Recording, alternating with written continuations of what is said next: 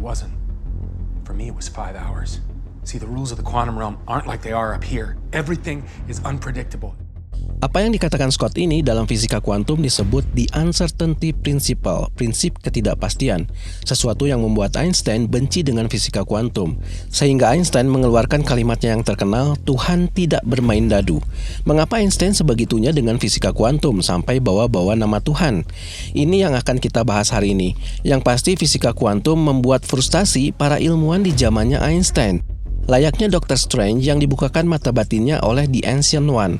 Mereka shock karena ternyata alam ini tidak seperti yang mereka pikirkan. Open your eyes.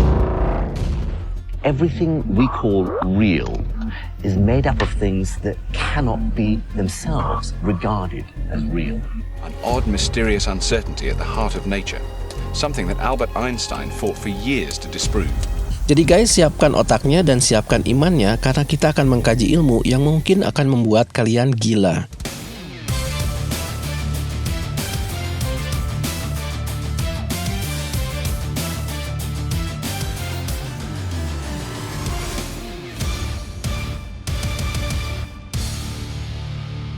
If you can explain this using common sense and logic, do let me know, because there's a Nobel Prize for you.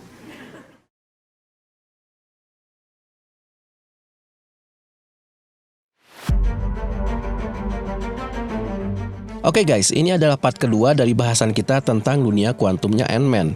Yang belum nonton part 1, harap tonton dulu part 1 supaya nyambung dengan bahasan kita hari ini. Kemarin kita sudah bahas bahwa dunia kuantum adalah dunia subatomik, dunia di dalam atom. Dan kita sudah bahas tentang atomnya, bahwa atom itu dimodelkan seperti ini.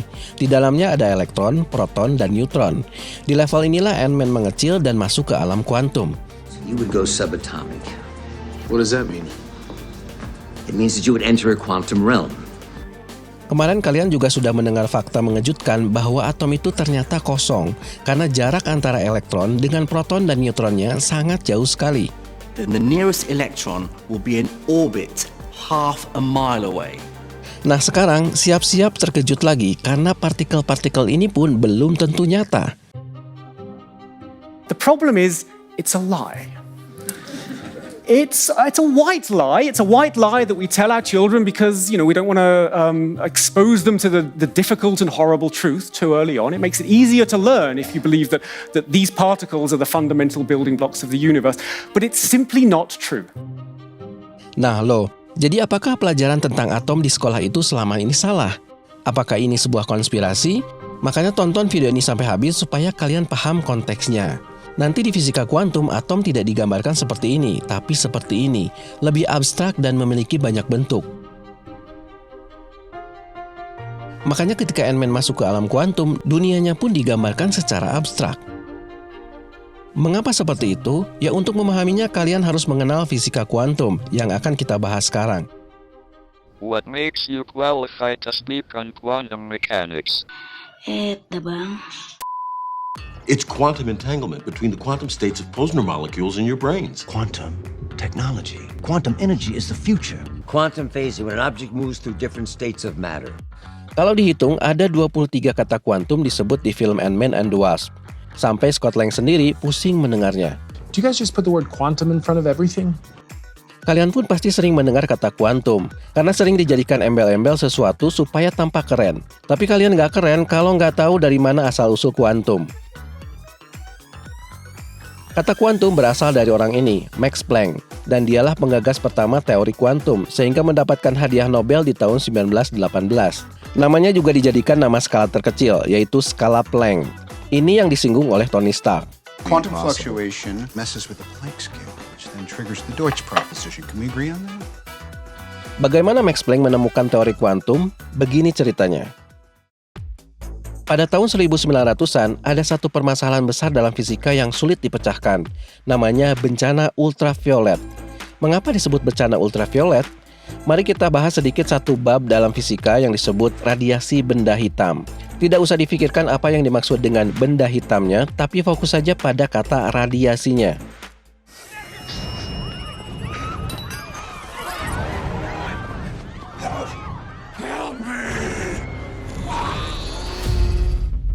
Kalian tentu tahu bahwa benda yang sangat panas bisa mengeluarkan radiasi berupa cahaya. Nah, kalian tentu sadar bahwa semakin panas sebuah benda, warna cahayanya akan bergeser dari merah ke orange, ke kuning, lalu memutih. Dalam fisika, ini artinya ada pergeseran panjang gelombang. Nah, para ilmuwan ketika itu mencari hubungan antara radiasi dengan temperatur dan panjang gelombangnya. Hasilnya adalah sebuah rumus yang dikenal dengan hukum Rayleigh-Jeans. Masalahnya, rumus ini gagal.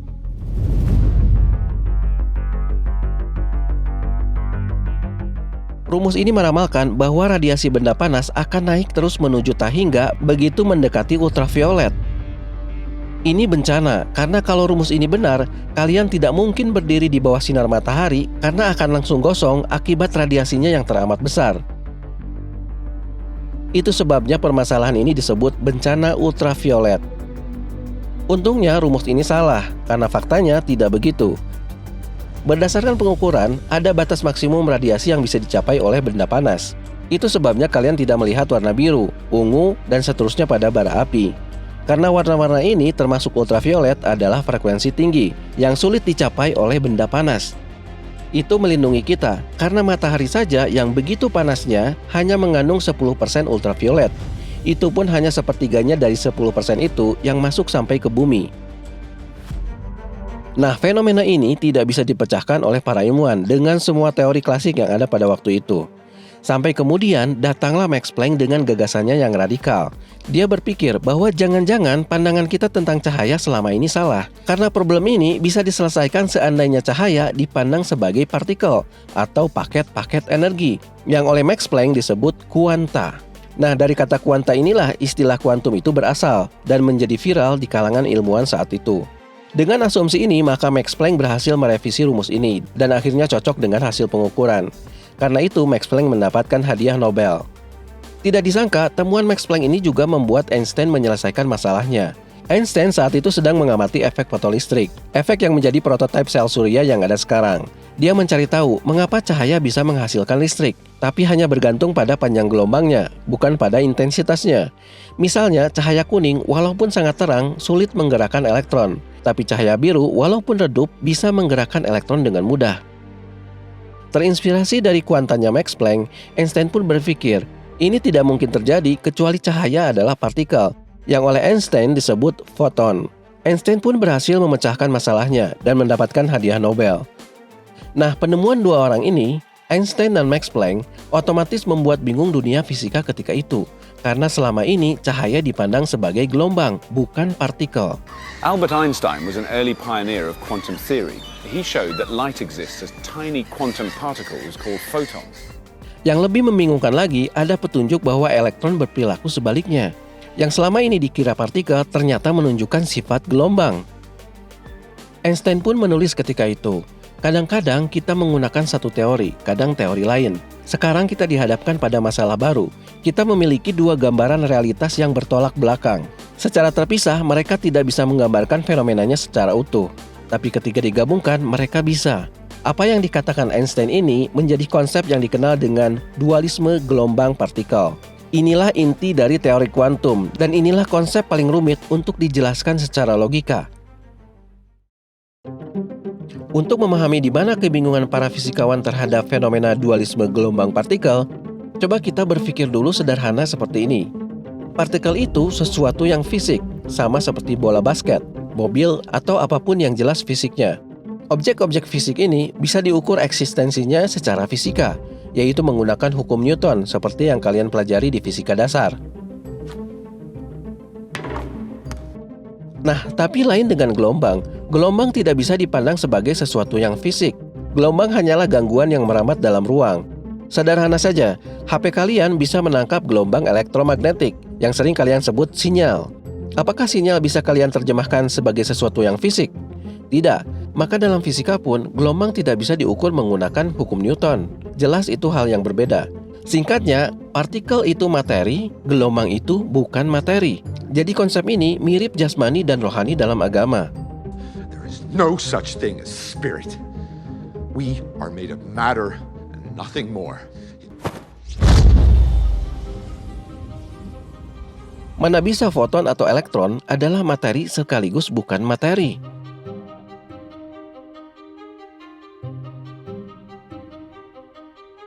Nah, untuk menguji konsep dualisme gelombang partikel ini, maka para ilmuwan melakukan eksperimen yang sangat terkenal di fisika kuantum, yaitu double slit experiment. Double slit experiment pertama kali dilakukan oleh Thomas Young pada tahun 1800-an untuk membuktikan bahwa cahaya adalah gelombang. Untuk memahami eksperimen ini, kalian harus berpikir dulu tentang gelombang air. Ketika gelombang air dilewatkan pada dua buah celah, gelombang itu terpecah jadi dua, lalu saling bertabrakan. Maka kalau puncak gelombang ketemu dengan puncak gelombang, puncaknya semakin tinggi. Tapi kalau puncak gelombang ketemu dengan lembah gelombang, puncaknya menghilang. Hasilnya, kalau kalian perhatikan, mereka akan membentuk pola garis putus-putus. Ini yang disebut pola interferensi. Nah, Thomas Young melakukan itu pada cahaya dan menangkap hasilnya pada layar. Hasilnya adalah pola interferensi. Inilah bukti bahwa cahaya adalah gelombang. Kalian bisa tonton channelnya Veritasium yang menjelaskan fenomena ini dan membuat sosial eksperimen untuk mencari tahu seberapa banyak orang yang kenal dengan fenomena ini. And that's just nothing else apart from two slits. two slits. So how does this make any sense? There's some kind of principle involved there that the average person is not familiar with. Nah, sekarang pikirkan bahwa cahaya adalah partikel. Now what you're going to do is you're going to blow through this tube, and here is sand. Anggap saja kalian melemparkan segenggam pasir ke dua buah celah. Kira-kira apa yang terjadi? Secara logika, mereka akan membentuk dua garis. There are two stripes, very much like the two slits. Because of course, sand consists of grains, like little particles, and they either go through one slit or they go through the other slit. Jadi, di mana logikanya kalau cahaya adalah partikel membentuk pola seperti ini? Jelas ini tidak masuk akal. Maka para ilmuwan pun mengubah skemanya. What if we were to not send the atoms all through at once, but send them through one at a time? Here we have the source of light over here. Dengan alat yang sensitif, mereka menembakkan foton satu persatu, sehingga tidak mungkin foton-foton ini saling bertabrakan. Sekarang perhatikan, di sini anehnya. This is light traveling through this, but it's arriving as blips, like the sand, as particles. So that's amazing. But have a look at this. If we collect up all these blips, collected over a time period, and have a look at what the pattern is, we see something quite remarkable. The pattern you see is the pattern that waves make. Jelas ini tidak masuk akal. Mereka adalah partikel yang jelas-jelas harusnya masuk satu di antara dua celah. Tapi mengapa mereka tetap membentuk pola seperti gelombang? Percobaan ini bukan hanya dilakukan pada foton, tapi juga pada elektron. Hasilnya sama, pola interferensi tetap muncul. Para ilmuwan berpikir keras untuk memahami fenomena ini. Jawabannya hanya satu, dan itu tidak masuk akal.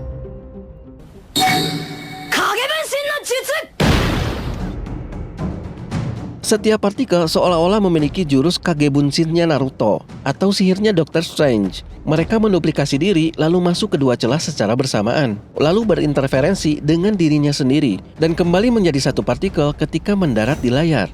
How does one atom do that? Does it split in half? Does it become like a cloud that goes through both? Because remember, to make that pattern, that wave pattern, there've got to be two sources, two slits. The light's got to go through both slits. Neither are we allowed to say that the photons pass through both slits. This is the essence of the weirdness, of the spookiness in the quantum world. Tapi para ilmuwan belum puas. Mereka tidak rela dipermainkan begitu saja oleh partikel. Mereka kemudian menempatkan detektor di dekat dua celah tersebut untuk mendeteksi ke celah mana setiap partikel ini masuk. Lucunya, ini yang terjadi, guys. But of course I've been cheeky here. I haven't shown you the results of the experiment. Pola interferensi hilang dan hanya muncul dua garis, persis seperti butiran pasir tadi. Para ilmuwan pun shock. Jelas ini lebih tidak masuk akal dari sebelumnya. Bagaimana mungkin pola interferensi hilang hanya karena menempatkan detektor di sana? Dan berapa kali pun mereka mencobanya, hasilnya tetap sama. Pola interferensi hilang ketika detektor mencoba mendeteksinya. Tapi ketika detektornya dicabut, mereka kembali membentuk pola interferensi. Seakan-akan partikel-partikel ini sadar sedang diawasi atau tidak. Jadi situasinya seperti kita nonton Toy Story, guys. Mainannya hidup ketika tidak diawasi manusia. Tapi ketika manusia datang untuk menengoknya, semua mainan tidak bergerak. So here's the last bit of sneakiness that we can play with atoms. Surely now, we're going to get to grips with it. Leave the detector there, but just very quietly go and unplug it. Don't let the atoms know that you're not spying on them. Make them think that you're still detecting them. So, yeah, okay, we're going to run the experiment. Atoms, okay, get ready, one at a time. We're going to be checking on you. All right, so run the experiment again. Now, if you can explain this using common sense and logic, do let me know, because there's a Nobel Prize for you. Disinilah para ilmuwan otaknya beku, logika buntu. Seakan ada tirai yang menghalangi mereka dengan dunia kuantum, yang membuat partikel-partikel ini tidak mungkin diketahui keadaannya secara pasti. Persoalannya adalah, foton dan elektron ini menjadi partikel hanya ketika kita mengamatinya.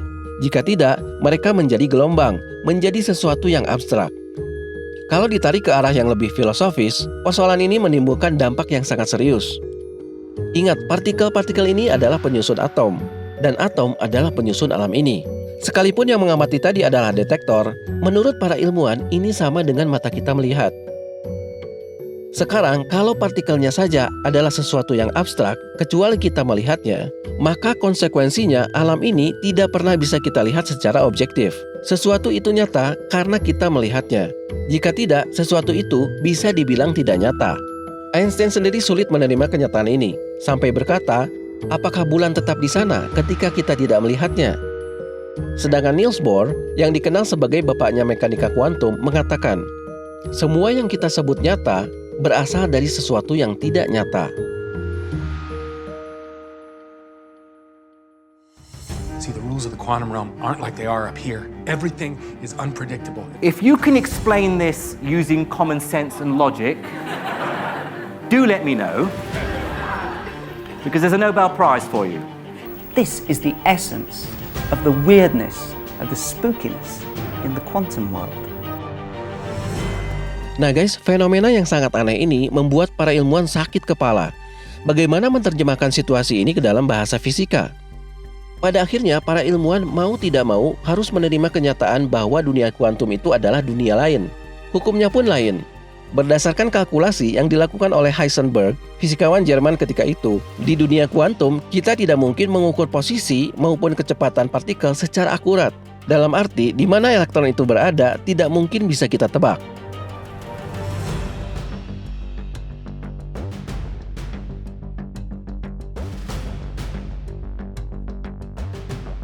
Hukum ini yang kemudian dikenal dengan the uncertainty principle, prinsip ketidakpastian. Sehingga pada tahun 1927, pada akhirnya semua ilmuwan yang terlibat dalam teori kuantum berkumpul dalam satu tempat, pada sebuah konferensi yang dikenal dengan Solvay Conference kelima. Di situ ada Einstein, Max Planck, Niels Bohr, Schrödinger, Heisenberg, pokoknya semua dedengkotnya fisika kuantum. Mereka bertemu dalam satu tempat untuk menyimpulkan temuan mereka. Kalian bisa membayangkannya seperti rapat para Avengers di film Civil War. Kalian yang sudah nonton pasti tahu, di situ ada Kapten Amerika yang berdebat hebat dengan Tony Stark, yang akhirnya membuat Avengers terpecah jadi dua kubu. Di konferensi yang sangat bersejarah ini pun, ada dua orang yang berdebat sangat hebat, yaitu Einstein dan Niels Bohr. Dua-duanya adalah pemimpin di konferensi ini. Dua orang ini sebetulnya sahabatan, tapi mereka berselisih pendapat. Keluarlah kata-kata Einstein yang terkenal pada waktu itu, Tuhan tidak bermain dadu. Mengapa dia berkata seperti itu? Karena Einstein tidak suka dengan kesimpulan Bohr bahwa teori kuantum sudah final. Bohr memilih menerima kenyataan bahwa dunia kuantum adalah dunia yang tidak bisa diprediksi, mengacu pada uncertainty principle-nya Heisenberg dan persamaan gelombangnya Schrödinger. Kesimpulan Bohr ini yang kemudian dikenal dengan interpretasi Copenhagen, karena Bohr berasal dari Copenhagen, Denmark. Tapi Einstein tidak suka, sehingga mengatakan Tuhan tidak bermain dadu. Masa Tuhan menciptakan sesuatu seperti melemparkan dadu yang membuat kita tidak bisa memprediksinya? Einstein merasa ada yang hilang dari mekanika kuantum. Lalu apa jawaban Bohr? Einstein stop memberitahu Tuhan apa yang harus dilakukannya. Debat dua orang ini sangat terkenal sehingga menjadi sejarah lahirnya fisika kuantum itu sendiri. Para ilmuwan pun kemudian terpecah jadi dua kubu, seperti halnya Avengers di Civil War, yaitu kubu Bohr dan kubu Einstein. Sebagian besar ilmuwan memihak pada Bohr dengan interpretasi Copenhagen-nya, sedangkan Einstein memisahkan diri dan berusaha mati-matian membuktikan bahwa Bohr salah. Dua orang di kubunya Einstein adalah Boris Podolsky dan Nathan Rosen. Mereka bertiga akhirnya menerbitkan sebuah paper yang berusaha menunjukkan kesalahan kubunya Bohr. Mereka menunjukkan sebuah paradoks yang kemudian dikenal dengan EPR paradox. Diambil dari 3 nama orang itu, Einstein, Podolsky, Rosen. Nah guys, EPR paradox inilah yang kemudian dikenal secara umum dengan quantum entanglement, yang justru malah membuat dunia kuantum makin aneh lagi. It's quantum entanglement between the quantum states of Posner molecules in your brains. Quantum entanglement, Scott. Apa itu quantum entanglement? Maaf guys, kita harus berhenti lagi. Kita akan bahas itu di episode lain. Entanglement is the key. Tapi ada satu yang menarik. Einstein menyebut quantum entanglement ini sebagai spooky action at a distance, yang kalau dialihkan ke bahasa Indonesia bisa diwakili dengan satu kata, yaitu santet.